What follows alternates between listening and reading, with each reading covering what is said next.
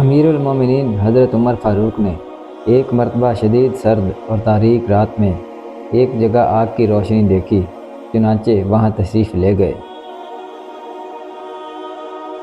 ساتھ جلیل القدر صحابی حضرت عبد الرحمن بن عوف بھی تھے۔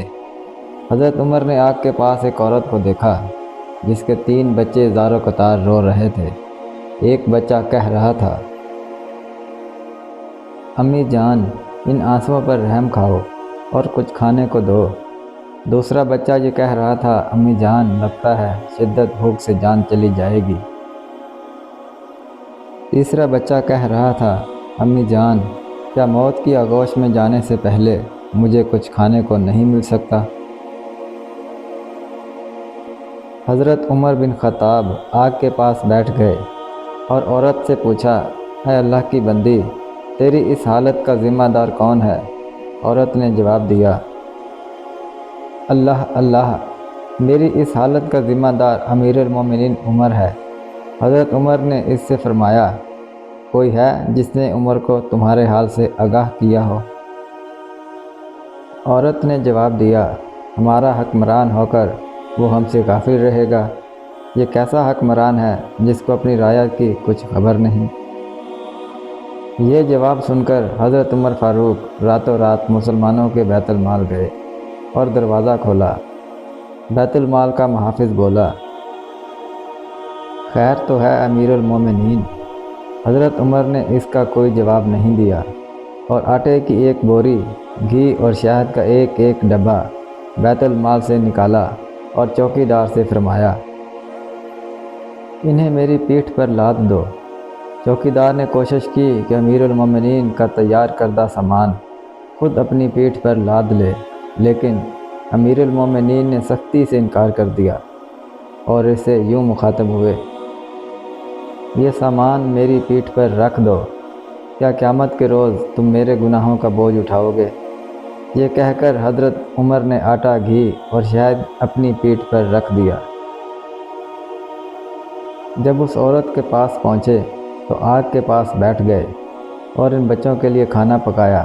جب کھانا تیار ہو گیا تو اس میں گھی اور شہد ملایا اور اپنے مبارک ہاتھوں سے بچوں کو کھانا کھلایا۔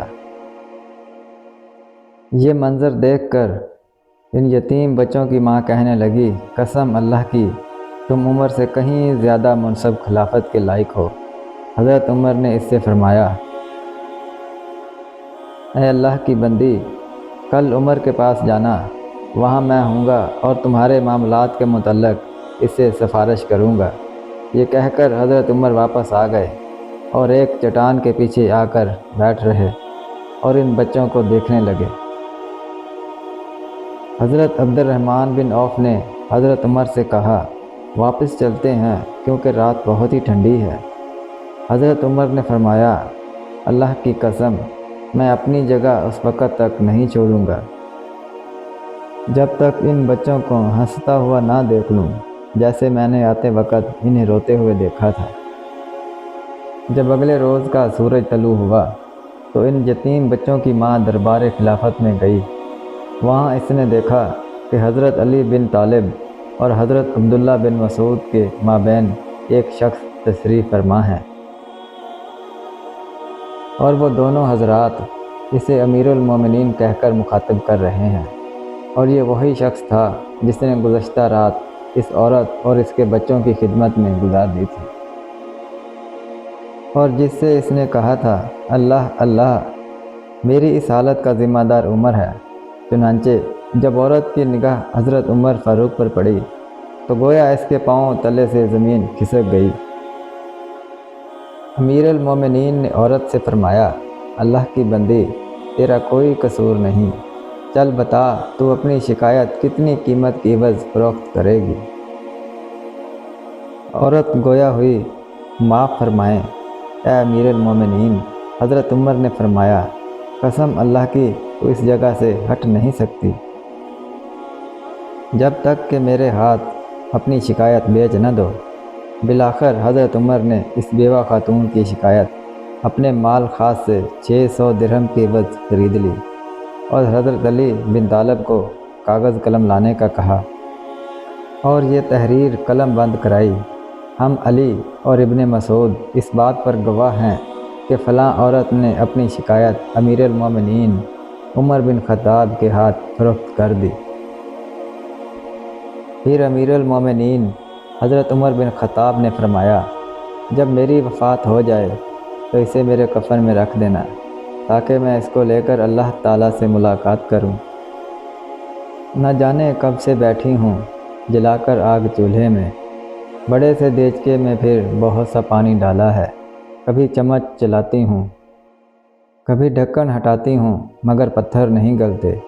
میرے سب بچے بھوکے ہیں، مجھے بھی بھوک کھاتی ہے، نہ سالن ہے نہ روٹی ہے، فقط پتھر ہی باقی ہیں، پکانے کا سلیقہ ہے، مگر پتھر نہیں گلتے۔ سنا ہے دور وہ بھی تھا، خلیفہ خود نکلتا تھا، کوئی بھوکا کوئی پیاسا، اگر اس رات رہتا تھا، بھرا گندم سے ایک تھیلا کمر پہ لاد لاتا تھا۔ یہاں کوئی نہیں آیا، نہ جانے کب سے بیٹھی ہوں، مجھے یوں بھی میسر ہے، میں بچوں کو کھلا تو دوں۔